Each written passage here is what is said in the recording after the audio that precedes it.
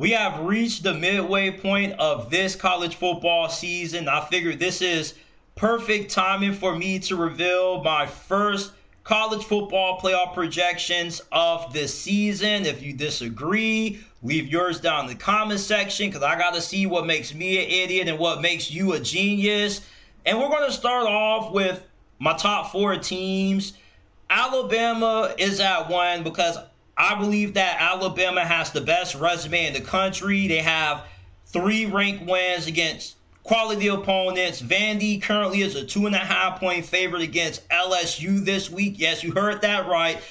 Vandy is a 2.5-point favorite over LSU this week. And Alabama beat them pretty comfortably at home a few weeks ago. They also just beat Missouri, who looks to be a pretty solid team this year. And they also beat Georgia, who more than likely is going to be in the playoffs this year. Now, I know that everybody still can't get over Alabama losing to Florida State in week 1, but bad losses happen here and there, especially week 1. Week 1 is the best opportunity for upsets to occur because when you go 6-7 months going up against nobody but yourself, you're going to be rusty, and especially when you're playing on the road in an environment like Doak Campbell, it's easy to let a game like that slip away from you. But if Alabama was to play Florida State again, I think that we can all agree that Alabama would smash the Seminoles with how they've looked.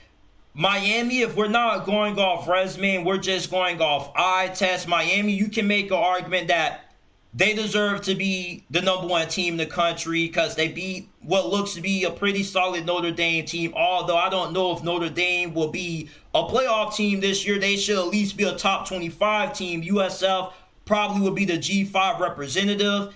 And you also beat the FSU team that at the time we thought was pretty solid. But Miami has a complete team. They got a great offense. You got Carson Beck, who's a Heisman frontrunner, and you also have Ruben Bain, who's a Heisman frontrunner as well with Carson Beck. So you can make the argument that Miami not only is the most complete team in college football, but they currently possess 2 of the best players in America at the moment. Indiana, I have them at 3, along with Ohio State at 4. Ohio State is either number 1 or number 2 on the majority of these projections. I have them at 4 because, yes, they beat Texas, but I'm still not really that impressed with that win because I don't think Texas is that good. But I give them credit for that.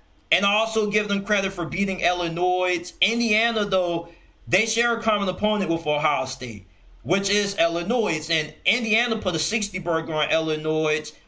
Ohio State beat LE pretty handily, but Indiana completely squashed Illinois like they were ants. And they went on the road and they beat Oregon and Autzen by 10. And I don't think that you can get a better combination of wins than what Indiana has, squashing Illinois and going on the road and taking care of business against the Ducks. So these are my top 4 teams. These are the teams that are going to get the first round byes. Alabama is my pick to win the SEC. They were my preseason pick to win this conference. Miami's my pick to win the ACC. And I got Indiana winning the Big Ten and Ohio State probably losing to Indiana. Remember, they changed the way that the seeding works. So just because you win your conference doesn't guarantee that you're going to get a first round bye. You could lose your conference championship and still get a first round bye. So if Indiana and Ohio State were to play in the Big Ten championship, I still believe the loser of that game still ends up getting one of the 4 high seeds. Now for the second half of this bracket, I have Texas Tech at 8 playing Oregon. So Oregon would travel to Lubbock to play the Red Raiders. Texas Tech, like Miami, they've been miles better than the rest of their conference, as expected, because they spent $28 million on this year's team. This is the second most expensive roster in college football, only behind Texas. I guess that oil money runs deep everywhere in Texas. Everybody has a bunch of it to spend, and they just been absolutely cleaning the clock with everybody that they play. Free money is just taking Texas Tech with whatever the spread is. They're coming off a really dominant win against a pretty solid Kansas team, and I don't see anybody in the Big 12 being able to hang around with Texas Tech, nor even give them a little bit of fear of an upset occurring. And I think that Texas Tech and Miami are probably going to be the only two undefeated teams by the time we reach the conclusion of the regular season. Oregon still is a pretty good team despite getting dominated by Indiana. That loss still doesn't really change how I view Oregon. They still are good enough, good as anybody to win a national championship. Ole Miss still has a lot to prove, but they did beat LSU. And LSU looks to be a pretty formidable team this year. They still should get in as a 2-loss team, 3-loss team at worst. But we're going to see how Ole Miss looks on the road against Georgia. And if they lose to Georgia this week, I still will have them in the playoffs, but they probably end up going from being a 5 seed hosting a playoff game to probably having to play a playoff game on the road. USF is currently the front runner to represent the G5 because they have the best resume than any of the G5 schools. They beat Florida in the Swamp. You also lost to Miami, but Miami's arguably the best team in college football. You beat Boise State. And a week from now, you have the G5 Super Bowl between you and Memphis. Whoever ends up winning the G5 auto bid probably comes out of the American. I just don't think that UNLV's schedule is good enough to trump any team that walks out of this conference. And USF with Brian Brown, he looks like the best quarterback out of the G5. Alex Golesh is probably going to be a hot candidate for any of the major head coaching jobs that come available. So right now, I think that USF probably ends up getting that G5 bid. Now, if they lose to Memphis, then Memphis ends up getting that 12 seed. But whoever ends up coming out of the American is going to be the team that ends up getting that G5 auto bid.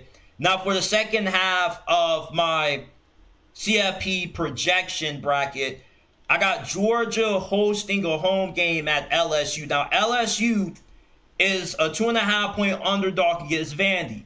And I'm not really that high on LSU this year, but I still think that Clemson is going to be in the ACC championship. I do believe that Clemson will be ranked some way, somehow at the end of the year. They'll find a way to backdoor their way into the playoffs somehow. So I think that win over Clemson on the road will look pretty good at the end of this season. But LSU doesn't really have any quality wins. Florida probably is their best win up to this point. Maybe you say beating South Carolina was a quality win, but they've beaten okay teams, but they have yet to really beat a great team yet, which we thought Clemson would have been that great team, but they've been a massive flop up to this point. But I'm not going to punish LSU for scheduling that Clemson game because they didn't know Clemson was going to be the disappointment that they've been so far.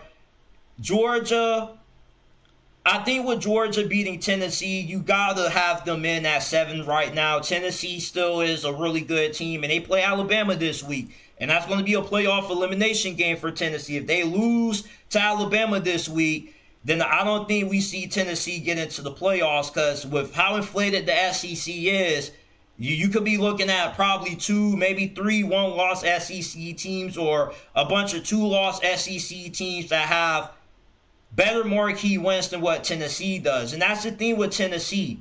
Tennessee still doesn't have a resume or season-defining win. Last year, their season-defining win was them beating Alabama. This year, they don't really have that. They came up short against Georgia.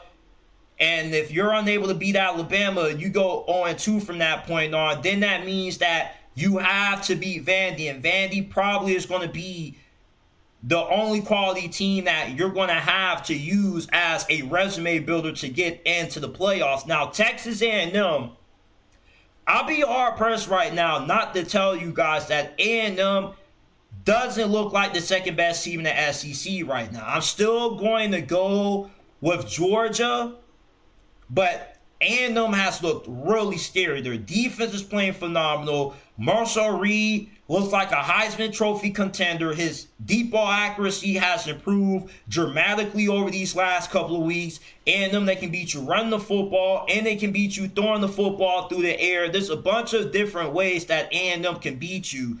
So right now, I have A&M at 6. They will be hosting a home field playoff game against Tennessee. And right now, these are my current playoff teams. If the playoffs were to start right now, these are the squads who I would have in as we enter week 8. I'm eager to know what your CFP projections look like right now. Leave them down in the comment section down below.